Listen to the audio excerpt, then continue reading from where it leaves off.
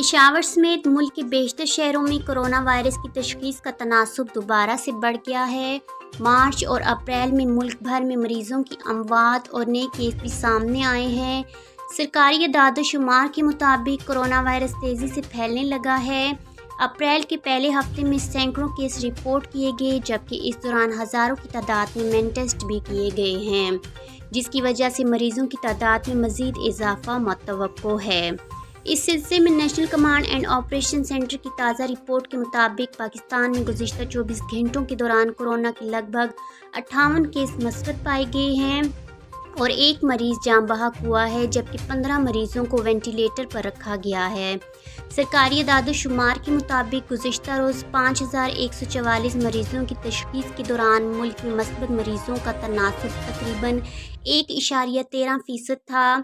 NOC کی جانب سے صوبے بھر میں کرونا وائرس کی روک تھام کے لیے حفاظتی اقدامات پر عمل درآمد نہیں ہو رہا، جس کی وجہ سے یہ مرض مزید پھیلنے کا خدشہ ہے۔